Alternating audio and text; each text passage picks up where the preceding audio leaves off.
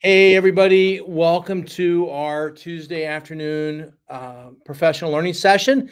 This week, we're excited because this one's on artificial intelligence. And if your email box and mail is like mine, you probably get multiple messages a day about artificial intelligence in education, speakers, conferences, books, new tools, and there's just a lot going on. I even recently had a friend tell me more than 50% of the sessions at a major technology conference were on artificial intelligence. So it is the rage. And so I am certainly not an expert. Chelsea is probably closer to an expert in artificial intelligence, but it's constantly changing. And we wanted to use today's session to kind of give you some perspective on which to approach artificial intelligence no matter where you're at. If you haven't done anything with it or you're already using it in your classroom, we hope today's session will give you new perspective, new ideas, new resources, and some new framework. So without further ado, Chelsea Moore and I are going to go through what we believe you need to know right now for artificial intelligence for teaching and learning. Chelsea? Yeah, Kelly, so I wanted to start out and just kind of review Senate Bill 29. And everybody's probably like, why? This was in my newsletter yesterday. I mentioned it during our opening days. This is going to be a really big deal for schools. This goes into effect on October 24th. And there's a lot of different components to this, but the big pieces that impact what you do in the classroom is that we have to have approval for every single tool that we use.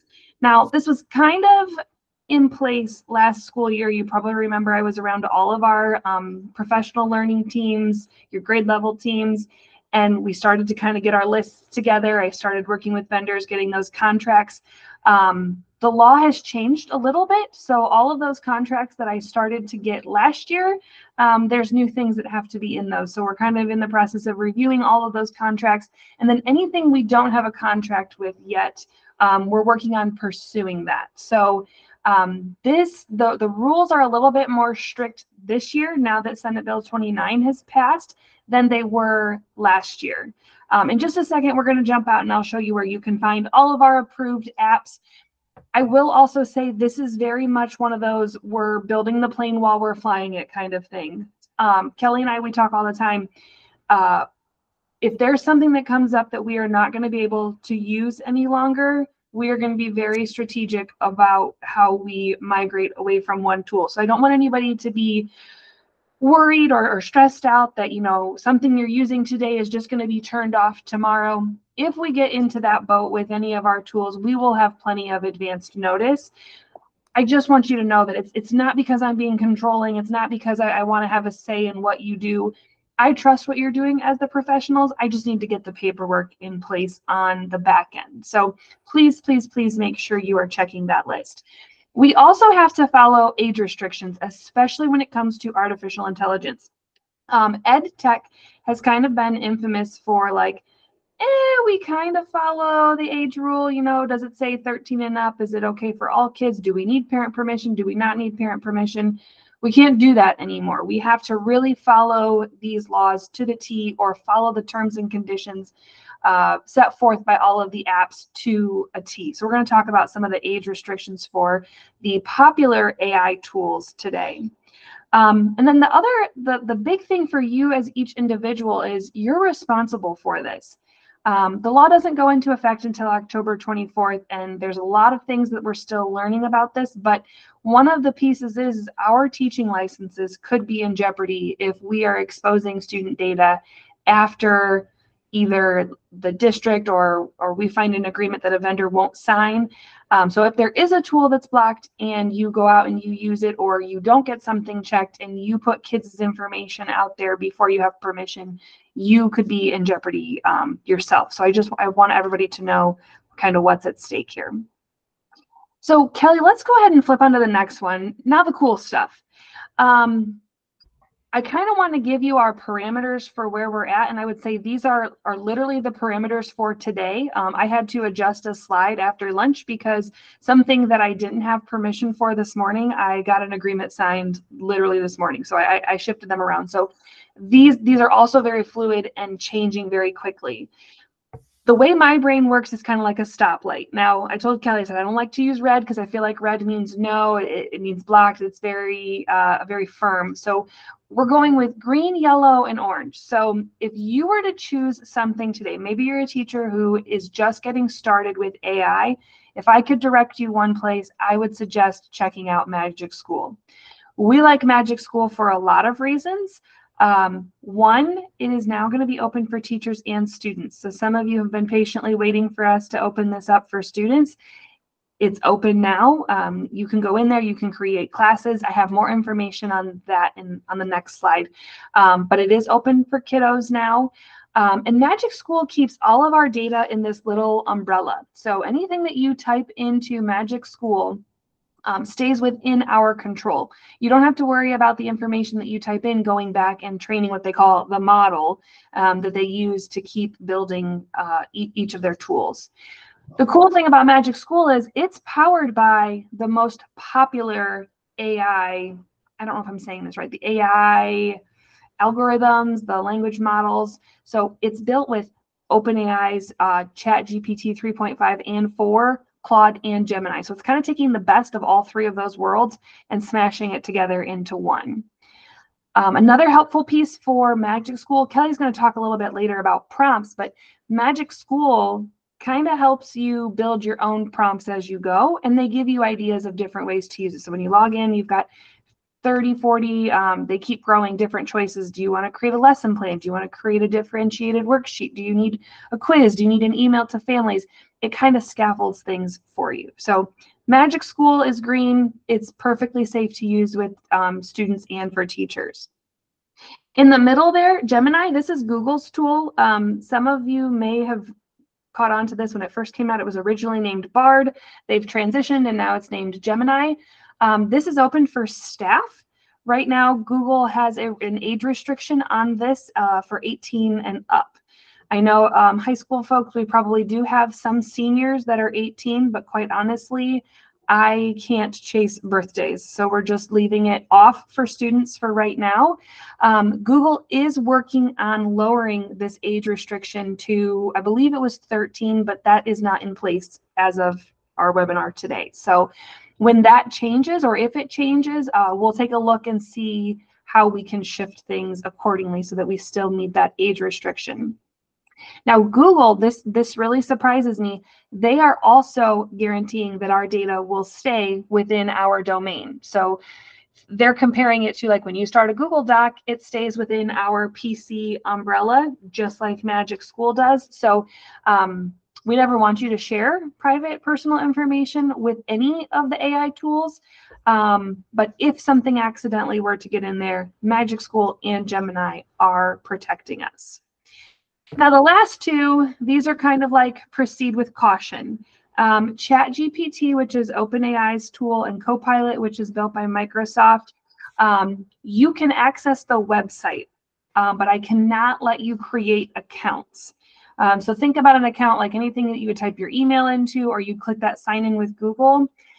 Anytime you do that, that gives those tools kind of like an access into our systems. And I can't do that because they have not signed those agreements that I mentioned on the last slide that we talked about to keep us compliant with Senate Bill 29. So I don't feel like I need to block the website from you guys as teachers. If you go in and you want to use it without an account, I think that's totally fine. But we can't add the accounts, which are going to give you some extra features if you were to have an account. So we kind of have to press pause on that part for right now. So that's available to teachers and CCP students. All of our other students are blocked from those two websites. Kelly, I feel like that's clear as mud in my brain right now. I think you did a great job. If I could just comment very quickly. So, you got a lot of green going around Magic School. Regardless of where you are with using AI, I think Magic School is a great place to go because, like Chelsea said, they've already created so many prompts. And even if you use like the open part of it where you can create your own prompt, you get ideas from the ones they've already made. And it's very safe. It's very powerful. If you wanted to use ChatGPT 4.0, you'd be paying $20 a month out of your own pocket. And Magic School is based on that model. And one other thing I'd like to point out about Magic School, I have no affiliation with them whatsoever, but they literally have a team of educators on staff who are constantly looking and keeping themselves up to date with AI about how teachers could use this. And that's why they're creating so many different tools. I think they have over 70 different types of prompts now. And it's really cool. So great place to go, even if you wanted to use another one to get ideas. So these next, that was our next slide. Sorry. No, you're fine. The next few tools, I just want to share these as resources, and we're going to post these slides later. Magic School has their student resources that you can go in here. So just like you have prompts built for you as a teacher, there are prompts built for kids. You can create activities, you can have a classroom. We could do a whole session on that, but we don't have time today. Maybe we'll do that as a future PL session. But here's a few resources to get you started, a great YouTube video, and then their full training on that. The next one is Diffit. Kelly, can we go ahead? Hi, my name's I'm trying to get Thanks. Diffit is a great differentiation tool. So you go in here, and if you need to create something for like a leveled text, Diffit does a ton of stuff. And they've already signed the agreements. They're also going to keep our data safe, but they're more of a very specific AI tool to help you differentiate for students. Whereas I would say like Magic School, OpenAI, Gemini, all of those, they're more of like a broad, you can just interact with the chatbots.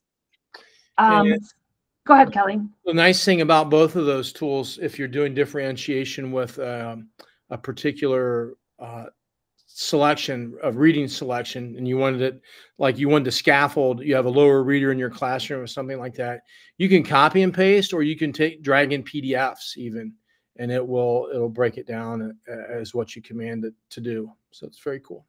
Such a time saver. Welcome to Diffit for Teachers. If you've never used Diffit before, you can tell. I'm sorry, I didn't realize I did that. Sorry. That's okay.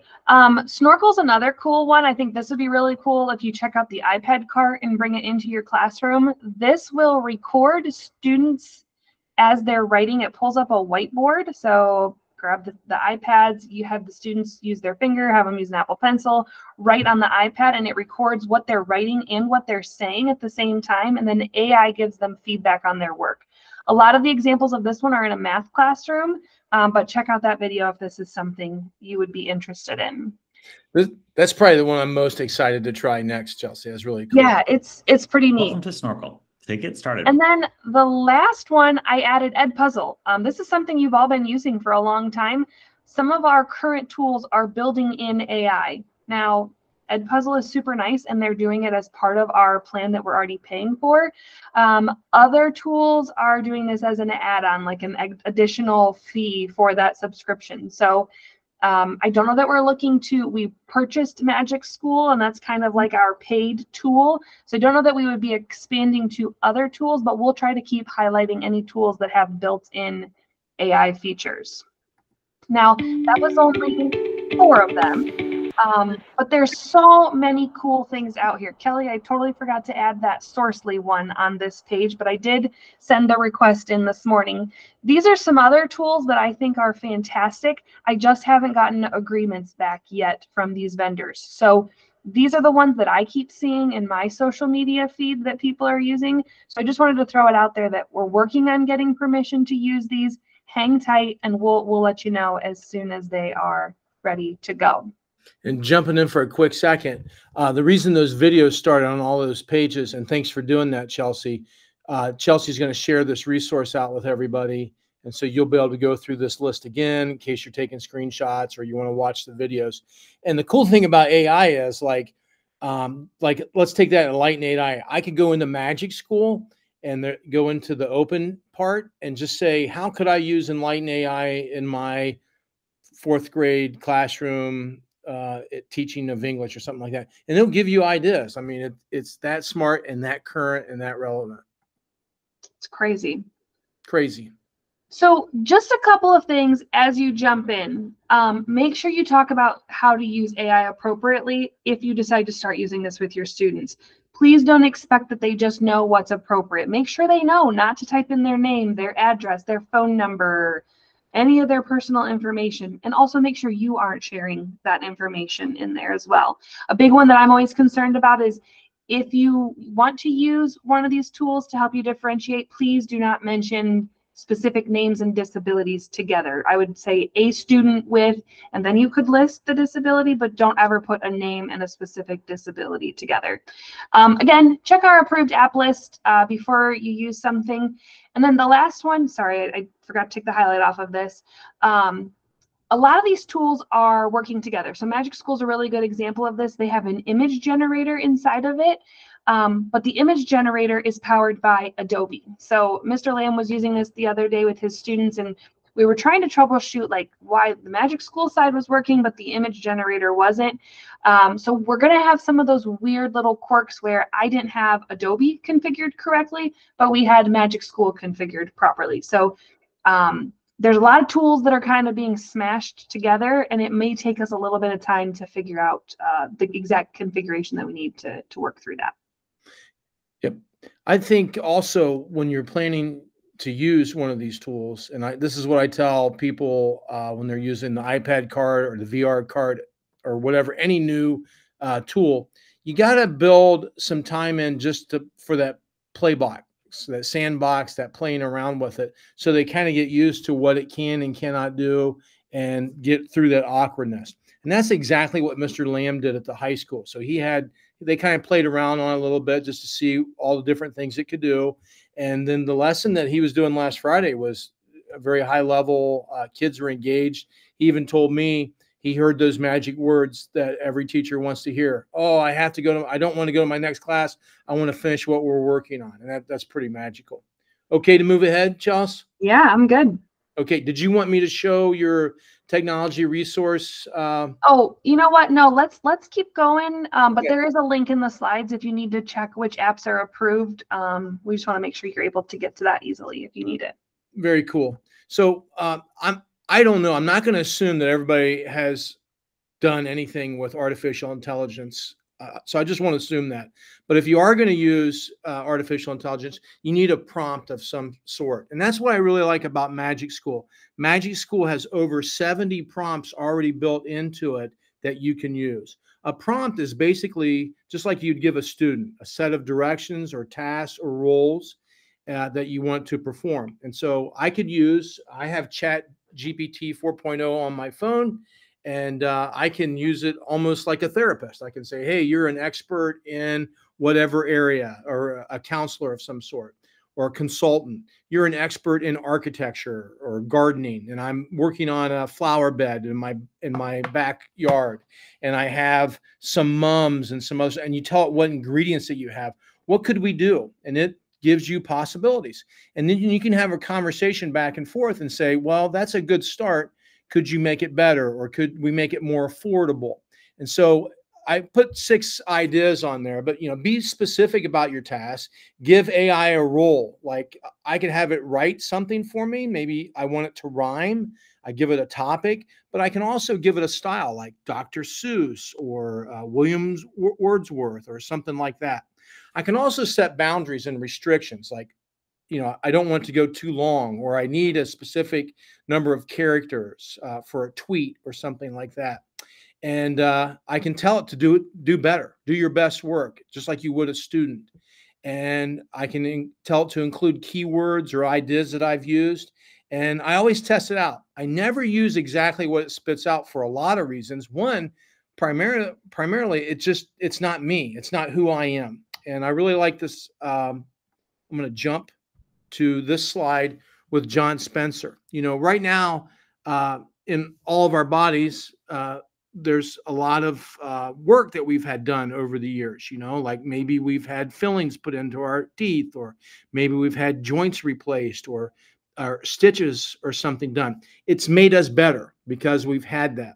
And that's where I think we are with artificial intelligence. John Spencer was a teacher, principal. He's also a speaker and writer. And I love this Venn diagram he came up with.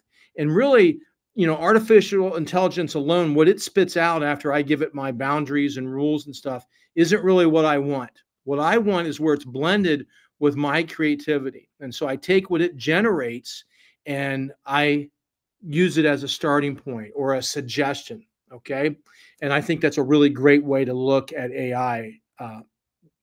Anyways, I saw this image on the internet recently, and I think Chelsea and I sometimes feel like we're really doing a good job providing people with tools, but maybe this feels like just one more thing added to your car, like, oh, okay, now we got AI and we got Edpuzzle and all this stuff like that. But I really think it is a great tool. And here's why, because it can help you use all your other tools even better. You could go into AI and say, hey, I want to use this new plan book that Kelly mentioned in his newsletter for lesson planning, but I'm not sure where to start. It can actually help you with that and any other issues. You could mention educational theorists and different styles, and it can help you with classroom management. It's really cool. So I don't think it's one more thing. But whatever it generates, you really want to proofread and vet it. You really want to go over it. You just don't want to do a copy and paste. And we have to model that for our kids. And this is where I would really like, do an example with my students. I would show a response that I got. I'd talk about how it helped me improve my writing or whatever it was I was creating, or my artwork or whatever, and what I'm going to glean and use from it, and what I'm going to stay away from, because we want our best work to really be ours. Also, we really got to check our sources. I've used OpenAI, for even financial things. And sometimes it's just wrong. And I'm lucky to have caught it. It's not that I'm that smart, but it seemed odd to me. I'm like, are you sure you're right? And it's like, oh no. And then it spit out another number. I'm like, I better fact check this. I better vet this before I take a word for it. And Chelsea, what was the name of that AI? Was it Sourcely that I recommended? Yeah, Sourcely. Yeah. So Sourcely, sometimes, especially in a political environment and things like that, people can use facts and supposed facts or other information as genuine sources. And so Chelsea's going to vet Sourcely to see if it's okay for us to use. And it is a great AI tool to see if what people are saying is really accurate or not, or if it's just being made up or generated. All right. I always tell everybody who's using technology of any source, beware of the electronic babysitter. We obviously don't want to leave students alone on AI and just go do their own thing. It should be part of our conversation. It should be part of our class. I loved how Mr. Lamb went around the room and was checking on everybody and having them work with peers and sharing their work. And it was part of the discussion. It was very vocal. I thought that was great. It's not if AI is going to be around. It's already here. And our students really do need to become good at it. But AI can't do everything. And so we have to think about what we really can make different with AI. So if we can all go in and have AI write like a nursery rhyme for us, then I got to get really good at the creative part. There's things that I got to add to it if everybody now has this ability to rhyme really well, right? And so I've seen this argument come with spell checkers and proofreaders and graphing calculators and computers. And now here we are with AI. It's just now one of the many tools that we're going to do. And so it's going to enhance the other things that we're doing in class. And I think what we should be doing with class is not just consuming it, not just having it generate the answers for us, but creating projects, really putting a lot of different skills. And so it can't get up in front of the class and speak for me, but it might help me write some convincing pieces to my presentation, or give me some ideas on how to create a really powerful visual, or give me advice on how to use my body and hand movements to be more convincing and things like that. And so students now really have an extra teacher in the room. They have a resource that they can go to even at home if we provide it for them and show them how to use it to learn. We can't just assume, like Chelsea said, they know how to do it. So I talked about time on the device. We want to monitor that. We certainly don't want every project to be AI, but it really makes us look at the kind of work we're doing in the classroom. And I think very quickly it's going to change what we're doing in the classroom and make what we're doing in class even more important. Because we can't just send people home and say, hey, create this or generate this, because we won't know where it came from. Matt Miller He wrote that Ditch That Textbook and some other great pieces of educational writing. He has an AI book for educators. Now, I have not read the book, but I did go to Matt's website and I grabbed some of his images, and he provides a lot on his website for free that you can learn a lot if you want to level up. He does some podcasting on AI, and John Spencer's another resource that I really like. I really like this graphic that he had on his website. You know, remember that it's for you too. It's for the kids, and to have those conversations about it. And so it should be something I'm really talking about it. And, you know, use sentence starters like, hey, I noticed when you used AI that you got to work quicker, and just generate those conversations around it. It's here, and we got to get good at it, but we don't have to wait till we're good at it to start using it. We can work with the students and admit what we don't understand and learn together. You know, we put in a new STEM lab over at the high school, and I think I really liked how Bobby Good phrased it. You know, we're going to make some mistakes in here, but we're going to make them together and learn from it. And I think that's where we're at with AI as well. So I hope this opens your eyes to the possibilities. I think Magic School AI is a fantastic place to get started. Chelsea and I would love to work with you and talk about how you could work with AI with any student in any classroom on any project, or how it might be of use as a time saver to you as an educator. You've got a lot to grade. You got to get ideas for student feedback, creating rubrics. If you jump into Magic School AI and just look at all the different prompts they've already generated, I am 100% convinced you'll find multiple prompts that will save you time. Jen Dackerman's on the call right now, and I know Jen uses it for morning announcements, or at least she did, and I bet she has other ways that she's using it as well. It's an enhancer of the work that we're doing, and it can make us better and can save us some time. So that's my contribution. Chelsea, I'll let you close. Oh man, putting you on the spot. No, I'm excited. From my perspective, I just want to make sure that you don't feel like we are forcing you in one direction or another. If you see something or hear something that you would like to try and it's not on our list yet, please let us know.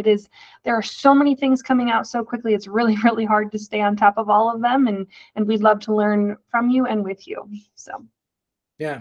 Hey, you know what, Chelsea, before I close down, yeah.